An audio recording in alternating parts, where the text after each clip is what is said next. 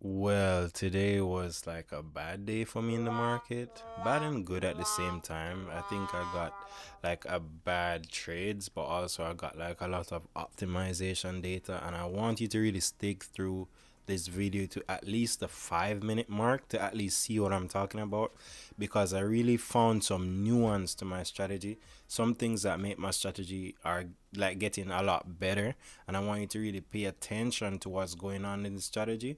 Not gonna waste any time.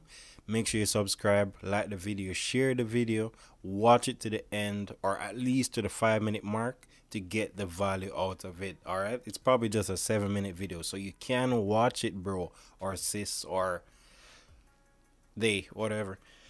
Let's get into it. All right. So the first part of the strategy, right? So today was mainly sell biased. If you actually follow the market, you know that the market went up crazy today, right? So to the sell side, I could have made more money, but I didn't stick to the strategy. Exactly. I kind of had a flip flop day, which is not good. I had a flip flop day. I was still able to pull some money out of the market. However, when the market flipped, I saw the market flip. I'm telling you, I saw the market flip, and that's why I want you to stick through to at least the 5 minute mark where I'm going to show you where you can see exactly where the market flipped so you can spot exactly where the market is flipping or where it is going. I just didn't trade it because like I took a trade already. I lost the first trade. What else did I do? I lost the second trade. I made money on the third trade. And in the last trade, I was like, you know what? I'm not going to force this right now. I'm just going to exit it and just let it run. And also, I could see that the market was going against me. Even though I took a smaller position, I just decided to exit it. So I just want you to stick through and just look what I'm showing you. All right. You know the strategy that I work with already. The strategy that I work with is using the DXY as a trend indicator and then trading the market from that, right?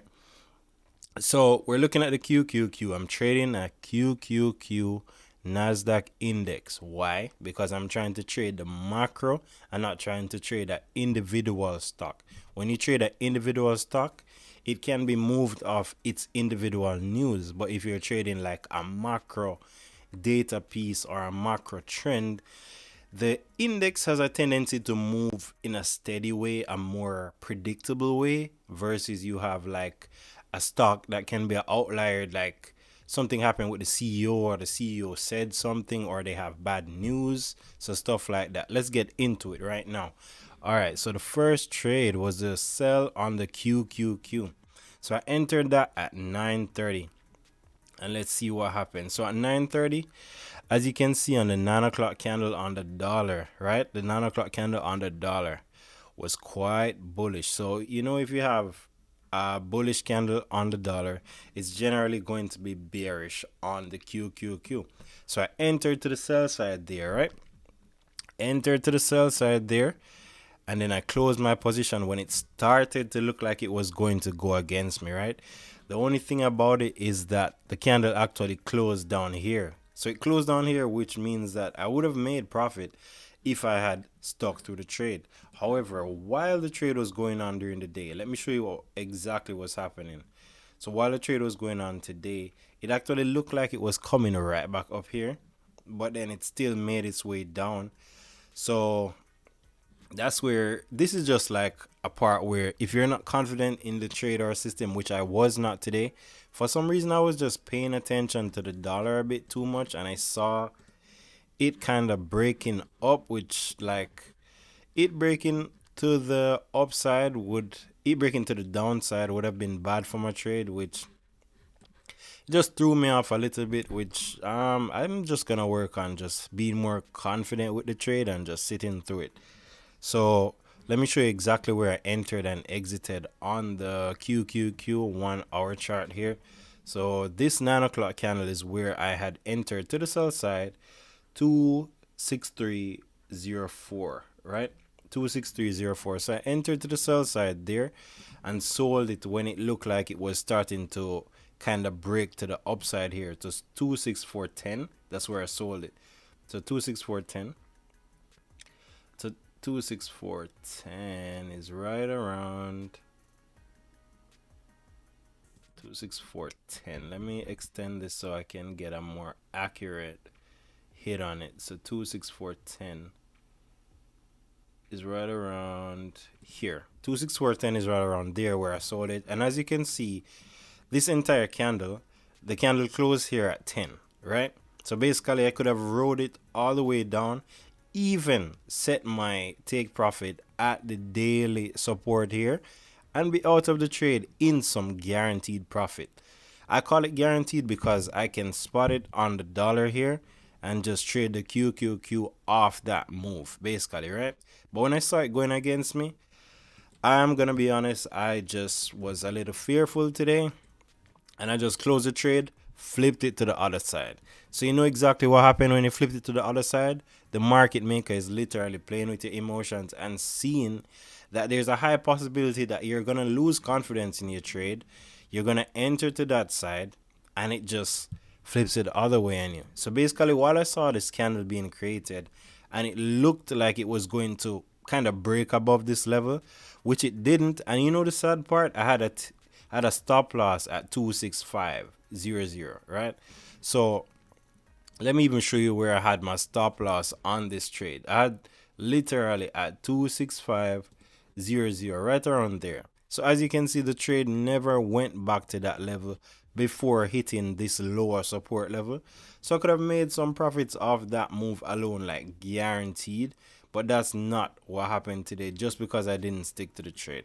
So that was the first trade of today, right? So the second trade of today was a buy, which is when I flipped it to the other side. So I flipped it to the other side, right? At the same 9 o'clock time, as you can see, right around the same time, I flipped to the buy side, right?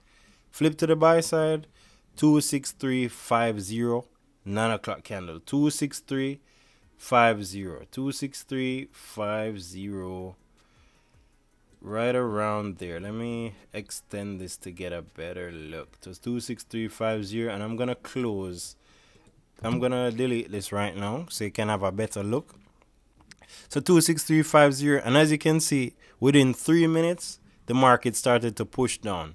So as you can see, this is literally a 9-minute span. 9-minute span. You have a 9-minute move like that. You can make money off 9 minutes if you're just right on the direction. You stick to your trade and you just let it ride. So basically, while it came down here to 26190, that's exactly when I exited the trade, saying I don't want to take too much loss. I ended up taking a bigger loss than the first trade, which is what happened.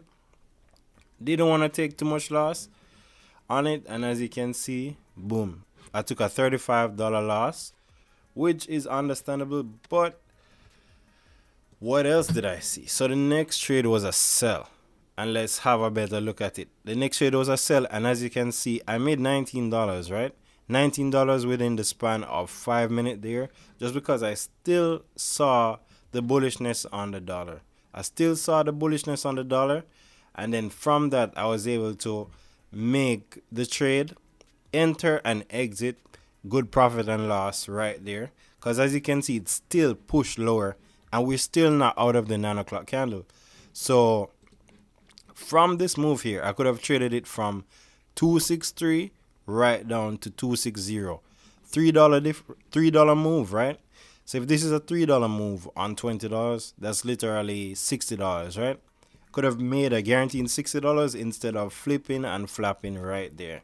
$60 clean and clear within the span of 15 minutes, which would have been good. I would have considered that a good trade, because that's a 1 to 3 risk reward right there. So let me show you where I entered and exited right here. So I'm still on the 9 o'clock candle, right? I entered at 26183. And let's see what the dollar was doing around that time. So at let me go to the 5 minute on the dollar here. So at let's see 940. Let's go to the 940 candle. And as you can see, when the volume picks up, the candles get bigger. So the 940 candle, 940 candle, big green move right here. You trade that, and then you kind of saw it made a top. So what I'm noticing here, and I'm at the 10-minute mark. I hope you watch it to this far. What I'm noticing here, when you're trading the QQQ, right? You're trading the QQQ on the 1 hour to get those bigger moves, right? But what you're doing, you go down to the 5 minute on the dollar. And if you have a way to fine tune this strategy, drop it in the comments, because we're all going to get better off this. We're all going to make a bag off this. I promise you. Let's just stick to it. But let me show you. I saw when the QQQ, when the dollar made a high here. The dollar made a high, right? When the dollar made a high and it couldn't break the high, that's when I could see that, okay, there's a higher possibility of this starting to trend down. If this started to trend down, this is a guaranteed move up on the QQQ. It's guaranteed, but I didn't have the confidence to take the trade, right? So 940 is when you're seeing this big move on the dollar, big move to the upside, and you still have that move to the downside on the QQQ. And that's when I was able to take the trade and make some profit at 26072. So I entered here, exited there for the $19.20 profit. And then I entered another trade to the sell side, small trade. So when I'm like, all right, I probably took too much losses today. If I want to continue and have exposure to that side, I would lower my share price so I can have a higher stop loss and just ride it if it continues to go that direction. So when I saw the dollar kind of make this top, that's when I decided, okay, this might not be worth it to continue and hold this trade. Let me just exit and call it. So you see, within less than a minute, I was just out of this trade. I didn't see it as worth it to stick through this and hope that maybe it played out. So you see, I entered at 26062, which is right above this this daily support level. So I use yellow for the daily support level, purple for the weekly, because the weeklies have more of a stronger significance. So that's where I entered, and then I just closed it when it started to go up to 26096, because I didn't want to lose more than one on this trade, which is like 5, versus trying to make, say, 3 if it moved down another $3, right? So 26096, that's exactly where I exited this trade for a $3.20 loss. But let me show you. This is what I wanted to spot more. So this is where you could have been entering into the QQQ to the bullish side. So exited my trades for the rest of the day. This is the last trade. I only made 4 trades for the day. I generally like to keep just 2 trades max, or 1, right? So this is where the QQQ, the dollar, kind of made a top. When the dollar is making a top, it might be bullish for the QQQ. Like, there's a high probability. And as you can see, it made a top here. If you had entered at, say, 950, let's go to 950 on the QQQ. So let's just step it down to the 5-minute chart, and let's get to the 950 portion of it. What was 950? The bottom of the day. The bottom of the day. All right, so let me show you the exact thing. So 950, that's why I want everybody to just pay attention to this. Pay attention to this video. 950 was the best time to enter to the upside on the day if you're looking at the QQQ and the DXY as your indicator. Like, bro, I'm not making this shit up. Like, you can see it. You can see it right here. Literally, you could have played it off of the daily support level, which you can see it kind of respected here. It respected it here. It kind of broke below it here and continued the trend up. And then, as you can see, the dollar kind of respect this daily level, but it never came right back up to it. Right? So 950, not even 950, 945 was the top. So you could have probably entered. This is 940. This is 945. So my apologies. 945 is the bottom on the QQQ and the top on the dollar. And as you can see, the market just rallied up from that. Rallied. You could have made a 1 to 8 on this trade easily. This would have been an easy 1 to 8, but I didn't trade it. I'm getting better at the confidence. That is why I like focus. I'm doing the trades every day consistently. I'm seeing what the market is giving, what the market is presenting to us, and I'm gonna just work from there. All in all, it was a good Friday because I'm really happy I got to see that. I'm getting to see like more nuance to my strategy, which is that if you're trading it on the 1 hour, you can see what the broader move is. However, if you break it down to the 5 minute, you can see where the market kind of changes gears and probably pivots or it continues the trend. So we're gonna apply a little bit more of this when it's coming into next week. This week was a losing week, honestly, and just call it what it is. This was a losing week, and we're gonna just tackle it with the same resilience next week. We're keeping it consistent. This was the first week of January, and I hope that you're gonna be here with me through the entire journey while I'm just getting more profitable, more consistent, and let's just get it. Thank you for watching to the end of this video, and I hope that it provided you some form of value as I shared my mistake and also what I've learned during this entire week and this entire journey. And we're just gonna stick it out and just make the most of it, because this is just, it's a great time to be alive. It's always a great time to be alive, and there's always amazing things happening while we're alive and living in. There are always technological breakthroughs and a lot of things going on, and everybody makes mistakes. Everybody has mishaps, but like it's how you continue after that. Like how do you react from the mistakes? Today I took some losses, but I see it as like optimization data. I see where my strategy could have been better, where I could have had more confidence. Because even then I could have said, okay, the market is breaking above my weekly level, right? The market broke above my weekly level. It didn't even retest it. I could have entered to the upside with my weekly level as a support level, or a little below there as a support level, and took it even more to the upside from, where is this, 1045 going right up. So that's basically what I wanted to share with you. This is a pretty short video. My videos should get longer as they provide you more value. But basically, I'll see you next week, or I'll just see you tomorrow in my next video. Bye bye.